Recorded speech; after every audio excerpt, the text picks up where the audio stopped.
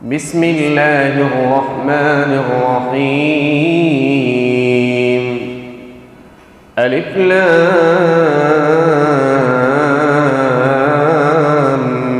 মিম রা।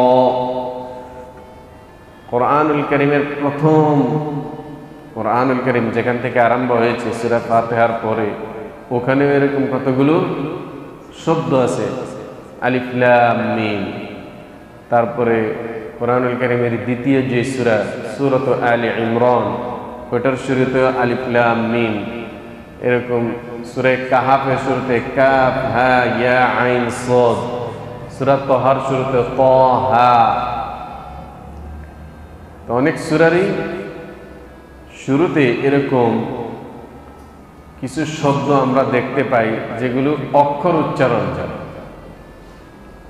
শব্দগত উচ্চারণ হয় না, এগুলা অক্ষর, কয়েকটা অক্ষর দিয়ে এই শব্দগুলো হয়েছে।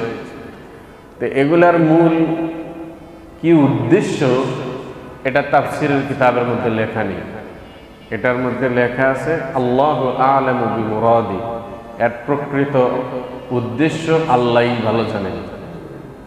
তো যেখানে আমাদের শায়েখ, আমাদের আকাবির, আমাদের মাথার যারা তাজ ছিলেন, তারা কোরআনুল কারীমের এই হরফে মুকাত্তাআতগুলোর তাফসীর এটা করছেন, যেগুলা আমরা এগুলো নিয়ে গবেষণা করব না, এগুলার ভালো আল্লাহই জানেন।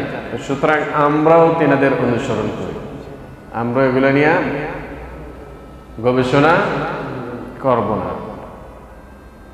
তিলকা আয়াতুল কিতাব, আল্লাহ তাআলা বলেন তিলকা আয়াতুল কিতাব, যে আয়াতগুলো এখন তেলাওয়াত করা হবে এগুলা পবিত্র কালামুল্লাহরই অংশ, এগুলা কালামুল্লাহরই অংশ। কারণ কাফেররা তো বিভিন্ন সময় প্রশ্ন উত্থাপন করতো, সে যেগুলা বলতেছে এগুলা কি। রাসূলুল্লাহ জবান থেকে যখন কোরআনুল কারীমের আয়াত নতুন নতুন তারা শুনতো, বলতেছে এই যে আজকে আবার নতুন আরেকটা বানাইছে। আল্লাহ বলেন তিলকা আয়াতুল কিতাব, এখন যে সূরা তেলাওয়াত করা হবে এটা আল্লাহর কালামেরই আয়াত।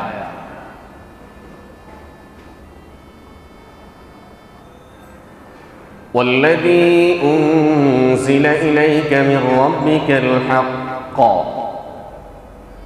والذي أنزل إليك, হে নবী, যা আপনার নিকট অবতীর্ণ করা হয়েছে, মির রব্বিকা, আপনার প্রভুর তরফ থেকে,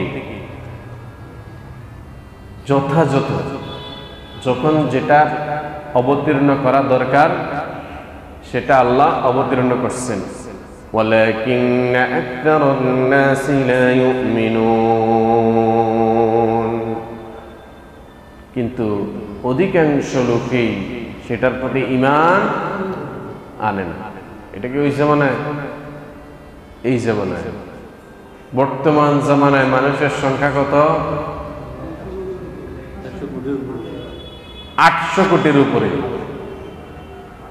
800 কোটির উপরে বর্তমান পৃথিবীতে মানুষ আছে। এই 800 কোটির মধ্যে প্রায় 200 কোটি আছে মুসলমান। বলেন আলহামদুলিল্লাহ। ধর্মের দিক থেকে দ্বিতীয় সংখ্যায় আছে মুসলমান, খ্রিস্টানের পর স্থান হলো মুসলমানের। এই যে 200 কোটি মুসলমান, মুসলমানের মধ্যেই আবার দেখা গেছে অনেক মুসলমান আল্লাহর কালামকে মানে না। আল্লাহর কালামের সব আয়াতের উপর ওদের বিশ্বাস। যেই লোকগুলো মনে করে যে আল্লাহর কালাম দিয়া দেশ চালাইলে দেশ অশান্তি হবে, ওইগুলার কি ঈমান আছে? কি মনে করেন ঈমান আছে? ঈমান নেই। আল্লাহ বারবার বলতেছেন, বারবার আল্লাহ কালাম, এটা আল্লাহর কালাম। আল্লাহর কালাম যেখানে থাকবে, যে দেশে থাকবে, যে ঘরে থাকবে, ওখানে শুধু আল্লাহর রহমত আর রহমত।